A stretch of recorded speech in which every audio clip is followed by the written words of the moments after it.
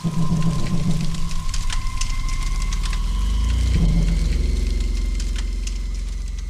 की कहानी एक पुलिस वाले की है। उस पुलिस वाले की ज़िंदगी में वैसे तो सब कुछ ठीक था, लेकिन एक रोज़ वो अपनी ड्यूटी के लिए अपने घर से बाहर क्या गया कि फिर कभी लौट कर वापस नहीं आया। उसे ढूंढने में खुद उसके घर वालों से लेकर महकमे के लोगों ने अपनी पूरी ताकत लगा दी, क्योंकि यह मामला खुद उन्हीं के एक पुलिस वाले का जो था। लेकिन पुलिस की शुरुआती तफ्तीश में उन्हें कोई कामयाबी नहीं मिली और इसी तरह करीब 4 महीने गुजर गए।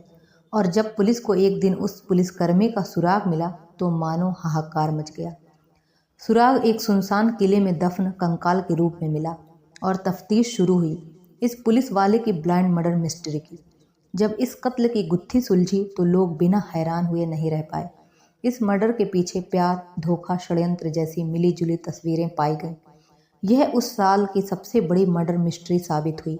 यह एक अजीब और रहस्यमयी मर्डर मिस्ट्री थी। इस कहानी से लोग सोचने पर मजबूर हो गए कि आखिर किस तरह कोई अपने बीच मौजूद रिश्तों की परवाह नहीं करता। किस हद तक एक इंसान नीचे गिर सकता है। किस तरह कोई किसी की जान लेने से पहले एक बार भी नहीं सोचता कि अगले के साथ जो वो कर रहा है वो सही है या नहीं।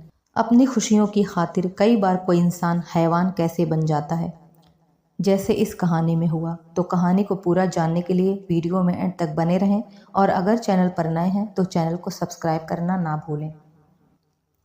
यह कहानी राजस्थान की है। राजस्थान को राजाओं की नगरी भी कहा जाता है, जिसकी कला और संस्कृति पूरे भारत की पहचान है। यहाँ के बड़े महल और राजा महाराजाओं के किले इस राज्य को खास बनाते हैं। सिटी ऑफ कलर्स के नाम से मशहूर राजस्थान एक बेहद ही खूबसूरत राज्य है। आज भी इतिहास के कई बड़े योद्धाओं के किले राजस्थान के कई ज़िलों में मौजूद हैं। लेकिन जहां एक तरफ राजस्थान के पैलेसों को शादी जैसे पवित्र रस्मों के लिए चुना जाता है, वहीं इस कहानी में राजस्थान के एक किले में ही एक भयंकर जुर्म को अंजाम दिया गया। यह मामला राजस्थान के बूंदी शहर का है। बूंदी राजस्थान की एक मशहूर जगह है। बूंदी शहर में एक पुलिस कांस्टेबल थे जिनका नाम अभिषेक शर्मा था। 28 अगस्त 2019 को वो अपने घर से गायब हो गए। उनकी गुमशुदगी बहुत ही चौंकाने वाली थी, क्योंकि वो 28 अगस्त की शाम को अपने घर से यह बताकर निकले थे कि वो अपनी ड्यूटी ज्वाइन करने बूंदी पुलिस लाइन जा रहे हैं। उन्होंने अपनी बहन को बताया था कि वो रात भर घर नहीं लौटेंगे, सुबह आएंगे, तो इसलिए रात का खाना भी वो बाहर ही खाएंगे, उसका खाना भी ना बनाया जाए। तो जाहिर है उस रात घर वालों ने अभिषेक का इंतज़ार नहीं किया। 28 अगस्त की रात गुजर गई। उसके बाद 29 अगस्त का दिन आया। सुबह से दोपहर और दोपहर से शाम हो गई, लेकिन अगले दिन भी अभिषेक घर नहीं लौटा। जब काफ़ी देर हो गई तो उसके घर वाले परेशान हो गए और अभिषेक को फ़ोन किया। अभिषेक को फ़ोन करके यह जानने की कोशिश की कि आखिर ड्यूटी में और कितना वक्त लगेगा। लेकिन अभिषेक के घर वालों को तब और हैरानी हुई जब अभिषेक का फ़ोन मिलाने पर वो बंद जा रहा था, क्योंकि वो पास के ही पुलिस लाइन की ड्यूटी पर गए थे। किसी ऐसे सुनसान जगह या दूर दराज इलाके में नहीं गए थे जहां नेटवर्क प्रॉब्लम या बैटरी ख़त्म होने की कोई बात हो। अब घर वालों को अभिषेक की फिक्र सताने लगी, क्योंकि अब तक 24 घंटे के करीब वक्त हो चला था अभिषेक को, जबकि सुबह सवेरे ही घर लौट आना चाहिए था। अभिषेक के घर वाले उसके पुलिस दोस्तों, नाते रिश्तेदारों से भी अभिषेक के बारे में फ़ोन करके पूछताछ कर रहे थे। तब अभिषेक के एक कुलीग ने बताया कि अभिषेक तो 28 अगस्त की रात ड्यूटी पर आए ही नहीं। यह बात सुनकर घर वालों को बड़ी हैरानी हुई, क्योंकि अभिषेक ने तो यही बताया था कि वो ड्यूटी पर ही जा रहे हैं। घर वालों ने उन्हें अपने लेबल पर बहुत ढूंढा और यह सिलसिला तकरीबन हफ्ते भर तक चलता रहा और फाइनली 5 सितंबर को बूंदी के ही कोतवाली थाने में अभिषेक की गुमशुदगी की रिपोर्ट दर्ज करवाई गई। घर वाले बहुत परेशान थे और चूंकि मामला एक कांस्टेबल पुलिस वाले का ही था तो पुलिस भी परेशान थी। यह पूरी पुलिस डिपार्टमेंट की प्रतिष्ठा का सवाल था कि वो जल्द से जल्द अभिषेक को ढूंढ निकालें। यह बूंदी पुलिस के लिए एक चुनौती थी। अब बूंदी पुलिस ने इस मामले की तफ्तीश शुरू की। छानबीन आगे बढ़ाने से पहले पुलिस को यह बात तो पता लग ही गई थी कि उस रात अभिषेक ड्यूटी पर आया ही नहीं था। वहीं शुरुआती छानबीन में पुलिस को दूसरी और चौंकाने वाली बात जो पता चली वो यह थी कि उस रात तकरीबन 12 साढ़े 12 बजे तक अभिषेक का मोबाइल फ़ोन ऑन था, एक्टिव था। लेकिन उसके बाद अभिषेक का फ़ोन अचानक स्विच्ड ऑफ हो गया और जो वो फ़ोन बंद हुआ तो दोबारा अब तक ऑन नहीं हुआ था। अब पुलिस ने अभिषेक के सीडीआर निकलवाई और लास्ट लोकेशन पता करने की कोशिश में लग गए।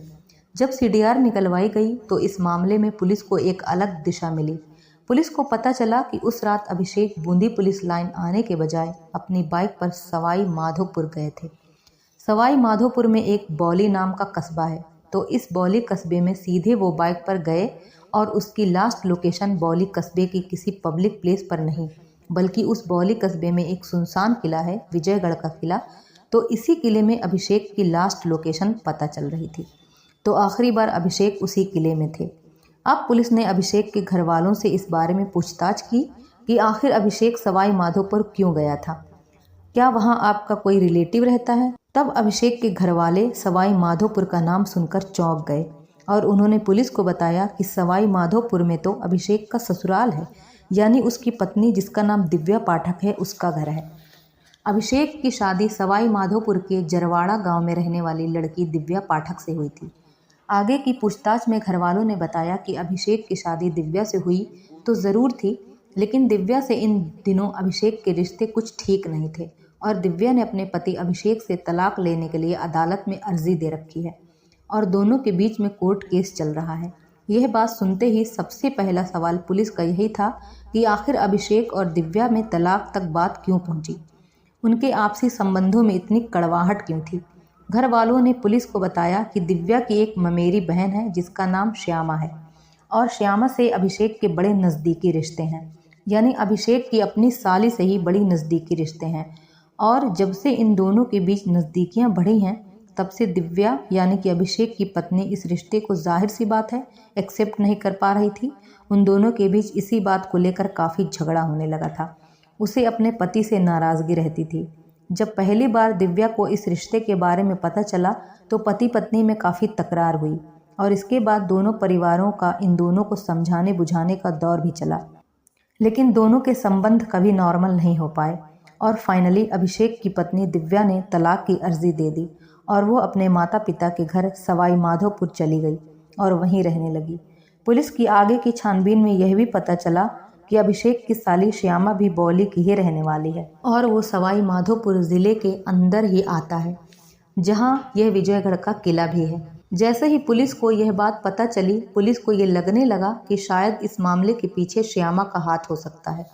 श्यामा शर्मा पर शक होने के बाद पुलिस ने उसकी भी मोबाइल फ़ोन की कॉल डिटेल रिकॉर्ड निकलवाई और जब डिटेल आई तो पता चला कि श्यामा लगातार अभिषेक से बात किया करती थी और साथ ही बौली के ही रहने वाले एक और नौजवान जिसका नाम है नवेद रंगरेज, उससे भी श्यामा की बहुत ज़्यादा बातचीत हुआ करती थी। यानी कि श्यामा अभिषेक के साथ साथ एक और लड़के के टच में थी। एक तरफ तो उसका अपने जीजा के साथ संबंध था और दूसरी तरफ वो इस नवेद के साथ भी रिलेशन में थी।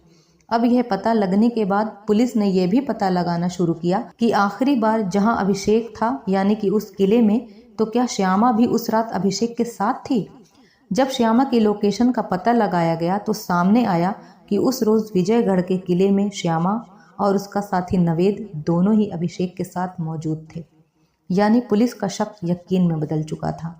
पुलिस ने बगैर देरी किए श्यामा और नवेद को उठा लिया और इस सब में तकरीबन 4 महीने का समय गुजर चुका था। जब पुलिस ने श्यामा और नवेद से इस बारे में पूछा तो पहले तो इन्होंने पुलिस को इधर उधर की कहानियां सुनाने की, बरगलाने की कोशिश की, लेकिन श्यामा ने ये तो मान लिया कि हाँ, नवेद से उसका अफेयर है, अभिषेक की गुमशुदगी से उसका कुछ लेना देना नहीं है।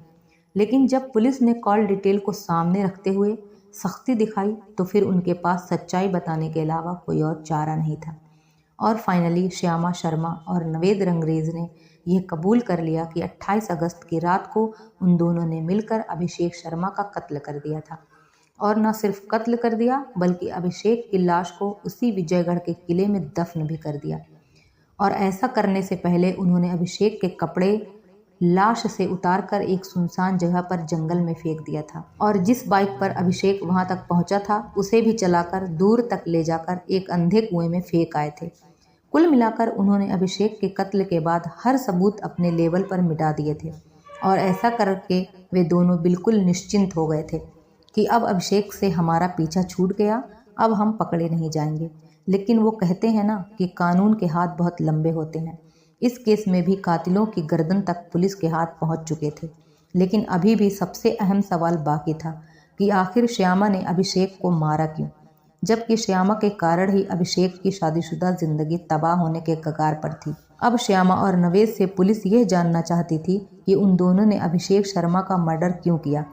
तो सारी कहानी श्यामा ने पुलिस को बताई। श्यामा ने बताया कि वह जब से अभिषेक के संपर्क में आई थी तब से अभिषेक की पर्सनल लाइफ में काफ़ी उथल पुथल हो गई थी। बौली की रहने वाली श्यामा कुछ समय पहले अपनी बहन दिव्या के ससुराल रहने के लिए आई थी और तकरीबन 20-25 दिनों तक वो दिव्या और अभिषेक के साथ उनके घर में रही और इसी दौरान अपने जीजा अभिषेक शर्मा के साथ श्यामा के रिलेशन बन गए। दोनों के बीच नज़दीकियां बढ़ गईं और जब ये दोनों काफ़ी करीब आ गए तो दिव्या को भी इसकी भनक लग गई और अभिषेक की शादीशुदा जिंदगी में मानो भूचाल आ गया। इसके बाद श्यामा तो अपने घर बौली चली गई, लेकिन शर्मा परिवार में पति पत्नी में रिलेशन फिर नॉर्मल नहीं हो सके। उधर श्यामा, जो ज़रूरत से ज़्यादा ही आज़ाद ख्याल लड़की थी, जिसने अपने जीजा जी से संबंध बनाए ही, साथ ही वो एक और लड़के नवेद के संपर्क में थी, इसलिए अब वो नवेद के साथ अपनी आगे की ज़िंदगी गुजारना चाहती थी और अपने जीजा अभिषेक से अब उसका दिल भर गया था।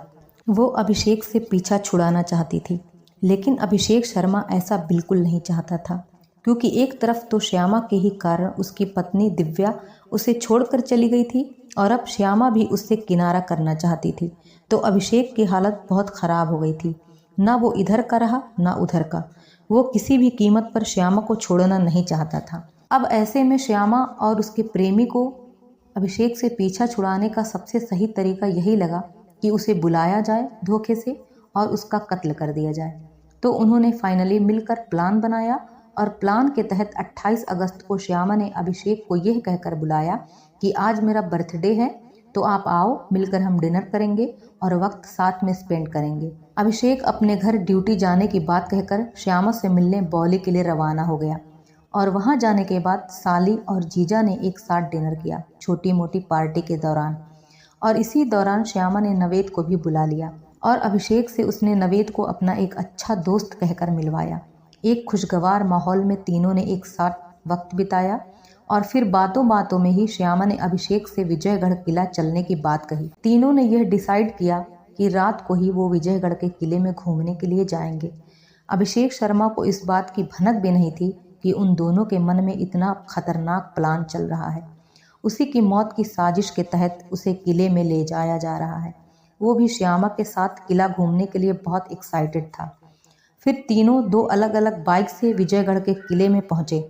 वहां पहुंचकर नवेद को जैसे ही मौका मिला, किले में अभिषेक पर एक लोहे की राड से हमला कर दिया। पीछे से राड सिर पर इतनी जोर से मारी गई कि अभिषेक शर्मा फौरन बेहोश होकर जमीन पर गिर पड़ा और इसके बाद तो ताबड़तोड़ कई बार उसके सिर और बाकी जिस्म के हिस्सों पर किए गए, जिससे अभिषेक शर्मा की वहीं पर मौत हो गई। कत्ल हो चुका था, अब बारी थी सबूत मिटाने की। सबूत मिटाने के इरादे से सबसे पहले अभिषेक शर्मा का मोबाइल फ़ोन बंद किया गया, कपड़े उतारकर जंगल झाड़ियों में फेंक दिए गए और अभिषेक की बाइक को भी एक कुएं में डाल दिया गया और अभिषेक की लाश को वहीं किले में गड्ढा खोदकर दफना दिया गया। यह सब करने के बाद श्यामा और नवेद दोनों अपने अपने घर वापस लौट आए और इन्होंने ये तय किया कि अब आगे की ज़िंदगी साथ में बड़े सुख चैन से एक साथ गुजारेंगे। लेकिन उनकी मनोकामना पूरी होने से पहले ही वे पुलिस के हत्थे चढ़ गए और अभिषेक शर्मा की मर्डर मिस्ट्री सुलझ गई। श्यामा और नवेद की निशानदेही पर विजयगढ़ के किले से अभिषेक शर्मा की लाश खोदकर पुलिस ने निकाल ली और यह लाश पुलिस के हाथ लगी पूरे 110 दिनों के बाद। और इन 110 दिनों में किले में ही दफनाई गई यह लाश बिल्कुल कंकाल में तब्दील हो चुकी थी। लाश की हालत ऐसी थी जिसे देखकर ये कह पाना बहुत ही मुश्किल था कि यह लाश अभिषेक शर्मा की ही है, लेकिन जो कातिल थे उन्हीं का कहना था कि यह लाश अभिषेक शर्मा की है। बाद में उस लाश का पोस्टमार्टम करवाया गया और उसके सैंपल भी पुलिस ने इकट्ठा किए और इन सब के बाद उसका अंतिम संस्कार किया गया। बाद में अभिषेक की बाइक भी बरामद कर ली गई थी। तो इस तरह नाजायज़ संबंधों के कारण और अपने खुशी के लिए एक साली ने अपने ही जीजा को मौत के घाट उतार दिया। तो इस कहानी के बारे में आप अपनी राय कमेंट बॉक्स में ज़रूर बताएं। आपका एक कमेंट हमारे लिए बहुत ही महत्वपूर्ण है। ऐसी ही सत्य और आपराधिक घटनाओं को जानने के लिए हमारे चैनल क्राइम फाइल्स पर बने रहें। मिलते हैं नेक्स्ट वीडियो में। तब तक अपना और अपने प्यारों का ख्याल रखें। जय हिंद।